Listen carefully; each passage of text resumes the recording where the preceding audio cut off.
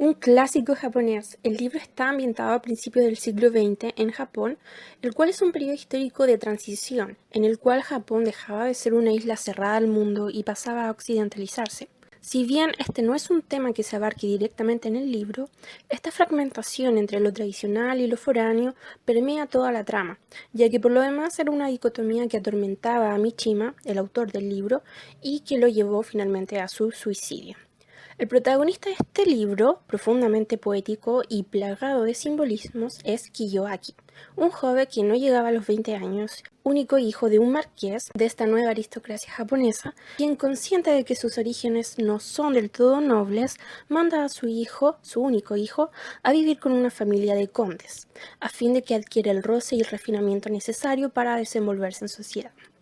Entonces Kiyoaki, y en este sentido el libro también es profundamente psicológico por las descripciones que da de los personajes y de las situaciones, es descrito por sobre todo como un joven bello, profundamente bello. Y valga decir acá que la belleza, la delicadeza y la elegancia son tópicos que impregnan toda la novela, no solo el aspecto físico de Kiyoaki y Sakoto, sino también en la descripción de los paisajes y sobre todo en la lírica, ya que es un libro, como dije, profundamente poético y elegantemente escrito, muy hermosamente escrito. Por lo mismo, Mishima describe en detalle no solo la blancura de la piel de los personajes, sino que también la delicadeza de sus rasgos y movimientos de forma reiterada a través de las páginas. En cuanto a su forma de ser, Kiyoaki es por sobre todo un adolescente en todo el sentido de la palabra, cuyo carácter no estaba por tanto del todo formado. Y esto se debía fundamentalmente a que siempre había estado protegido del mundo debido a su crianza aristocrática y principalmente debido a la falta de experiencias de vida.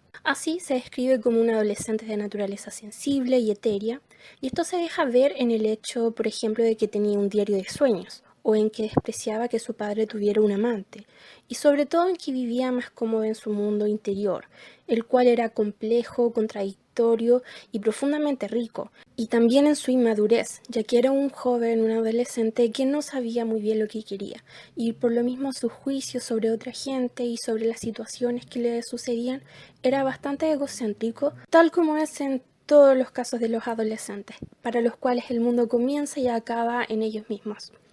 Y bueno, a su mundo interno dejaba entrar solamente a su amigo Honda, y solo hasta cierto punto, ya que prefería no mostrar sus verdaderos sentimientos porque sentía que eso lo debilitaba, como que le quitaba poder. Y de hecho, sus mismos padres lo percibían como un ser distinto, que no encajaba del todo con ellos, ya que Kiyoaki nunca se mostraba realmente. Sin embargo, esta forma de ser lo hacía parecer un joven débil a los ojos de los demás, del cual su padre no estaba del todo satisfecho, ya que Kiyoaki, al vivir tanto tiempo en su mundo interno, le faltaba esa conexión con la realidad.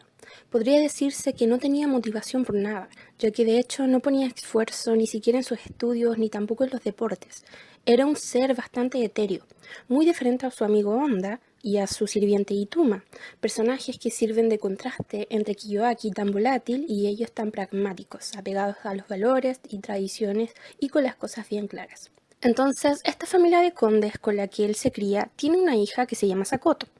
quien es 2 años mayor que Kiyoaki y por lo mismo mucho más madura y resuelta en su forma de ser, así como en lo que siente y en lo que quiere.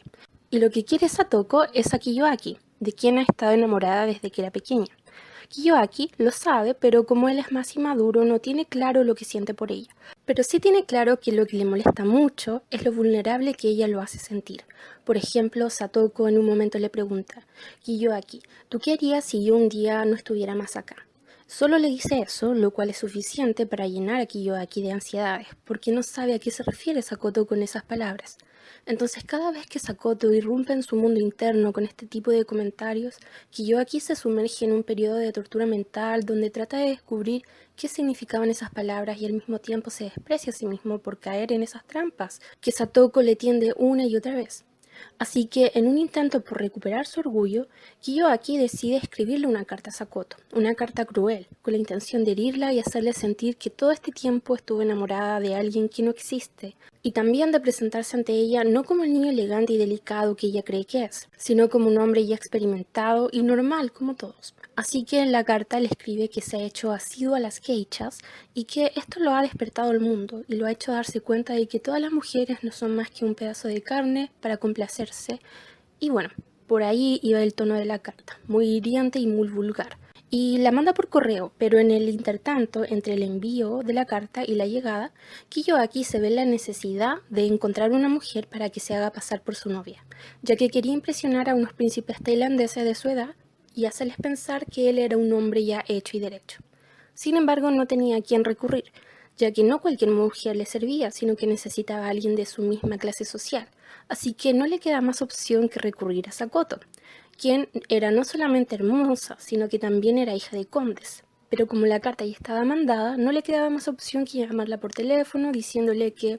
le iba a llegar una carta suya y le hace prometer que bajo ningún motivo leerá la carta, sino que la quemará apenas llegue. Ella le da su palabra y de paso acepta hacerse pasar por su novia. Entonces Kiyoaki le invita a una obra de teatro, la presenta y al percibir el amor que ella siente hacia él, a Kiyoaki eso en cierta forma le molesta, ya que él vive más que nada de fantasías. Por lo mismo, al saberse amado, esa fantasía de amor inalcanzable que él se había creado en su cabeza se rompe, y al mismo tiempo esta situación lo hace sentir que tiene en cierta forma un cierto poder sobre ella. Pero como es un niño aún no se siente preparado para usarlo. Y es así entonces como comienza una relación más íntima entre los dos, a tal punto que un día Satoko le pide a Kiyoaki que falte a la escuela y que vayan a dar un paseo por la nieve. Kiyoaki acepta y en medio del paseo se da la situación perfecta para un primer beso, y acá se produce una lucha interna en Kiyoaki. Y aquí por un lado, Satoko, más segura de lo que quiere, cierra los ojos y se entrega a la situación. Sin embargo, Kiyoaki no sabe qué hacer, está confundido por sus propias emociones, por la situación y también por Satoko, hasta que finalmente se besan, lo cual refuerza el amor de Sakoto, y a su vez despierta en Kiyoaki una sensación de poder sobre ella. Después de esto, Sakoto le escribe una carta de amor a Kiyoaki, lo cual en cierta forma lo decepciona, ya que al ver todo tan fácil pierde un poco el interés de la relación. Y se siente de esta forma hasta que un día al celebrarse el Festival de los Cerezos en Flor, al ver Kiyoaki a Sakoto, quien venía vestida en un kimono que asemejaba a la flor del cerezo, finalmente abre los ojos y se da cuenta de que ama a esa mujer y de que la ama profundamente. Y ese mismo día, debajo de unos cerezos, comienzan a besarse y Kiyoaki se apasiona y quiere ir más lejos.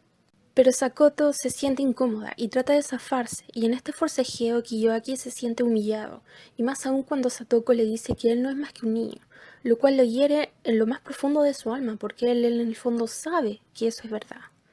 Aún así, después de esta pelea, Sakoto trata de contactarlo para disculparse, pero Kiyoaki se niega a hablar con ella, ya que era bastante orgulloso, porque siente que el poder que él creía tener sobre ella en realidad no existe, y que Sakoto sigue haciéndolo sentir vulnerable, tal como antes. Así que siente la necesidad de hacerla sufrir y de vengarse, sobre todo cuando se entera de que Sakoto le mintió durante todo ese tiempo, ya que Kiyoaki se entera de que ella nunca quemó esa carta que él le envió, sino que al contrario la había abierto y la había leído,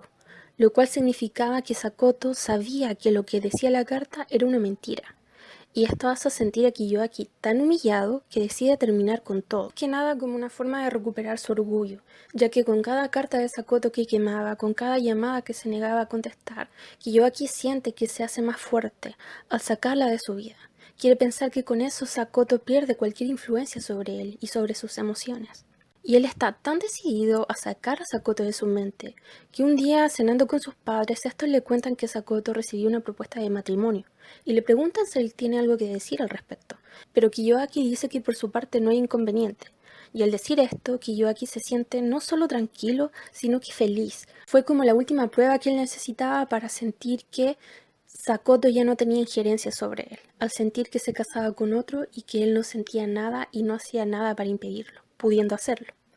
Aún así, Satoko sigue escribiéndole, sigue llamándolo, pero sin resultado. Kiyoaki no quiere saber nada de ella, por lo que finalmente Sakoto acepta la propuesta de matrimonio, pensando que esto haría reaccionar a Kiyoaki, pero se equivoca acá rotundamente. Y Sakoto se desespera porque sabe que si el emperador aprueba el matrimonio, ya no hay nada más que hacer, tendrá que casarse sí o sí,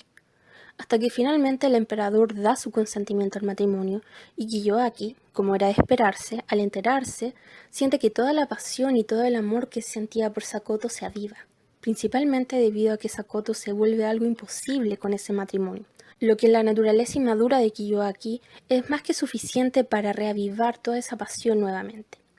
Así que Kiyoaki contacta a la sirvienta de Sakoto para que arregle una cita, pero la sirvienta se niega obviamente, y ahí Kiyoaki saca su lado manipulador, y le dice que ella está en la obligación moral de hacerlo, ya que todo ese malentendido se originó por culpa de sus artimañas, y le dice además que él aún tiene las cartas que Sakoto le envió después del decreto del emperador. Así entonces la pareja se reúne en un hotel y luego de ese encuentro furtivo vienen muchos más, hasta que, como era de esperar, Sakoto sale embarazada.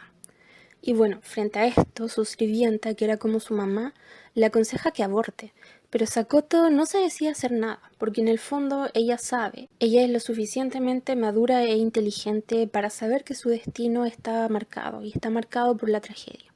Así que su sirvienta, al ver pasar el tiempo sin que Sakoto haga nada, va y le cuenta todo a los padres de Sakoto, quienes obviamente quedan en shock, por decirlo así. Pero tampoco se deciden a intervenir y no hacen nada, quedan paralizados.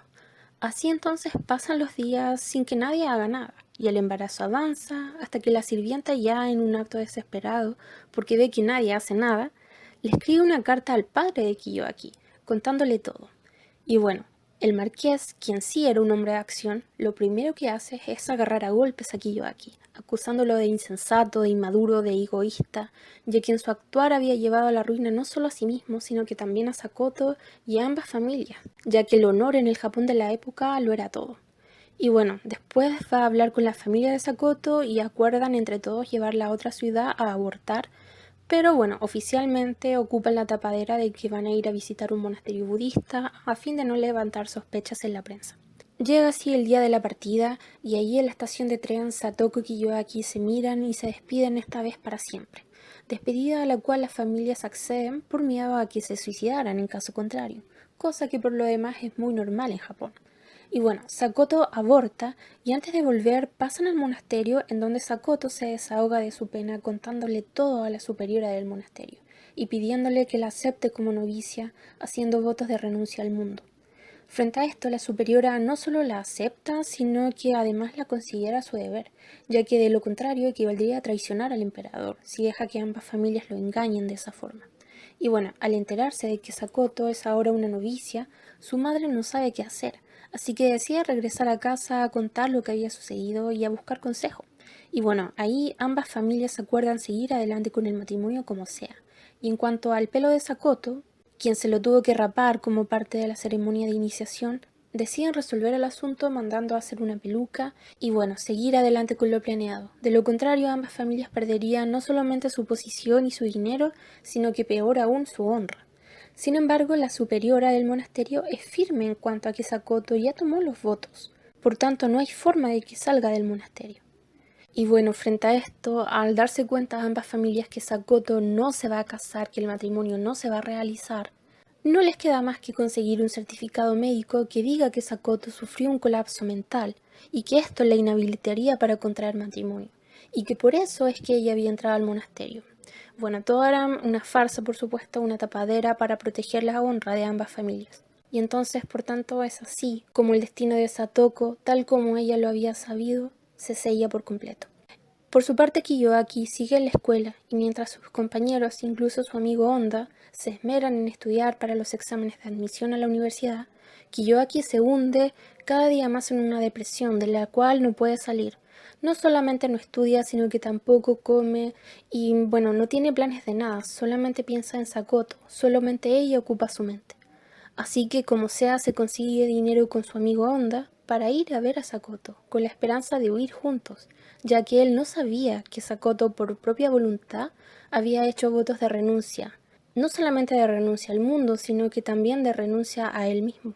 Y de hecho Kiyoaki en su inocencia piensa ilusamente que ella había hecho esto como una forma de zafarse de su familia, como una forma de huir a un convento y que ella estaría ahí esperándolo para poder huir ambos.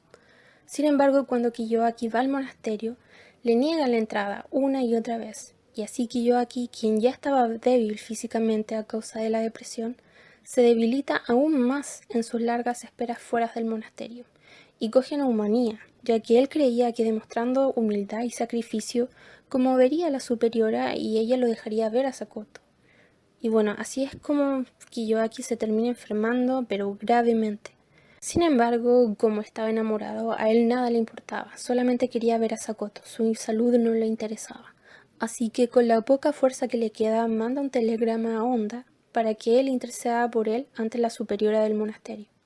Y bueno, su amigo Onda va, habla con la superiora y le dice que su amigo está muriendo, que no le queda mucho tiempo. Sin embargo, la superiora le dice que los votos de Sakoto son firmes, por cuanto ha jurado no volver a ver a Kiyoaki nunca más en esa vida. Y cuando Kiyoaki escucha esto, se rinde, y no le queda más que volver a casa. Sin embargo, durante el viaje en tren, su voluntad de vivir se apaga, y muere de amor con apenas 20 años.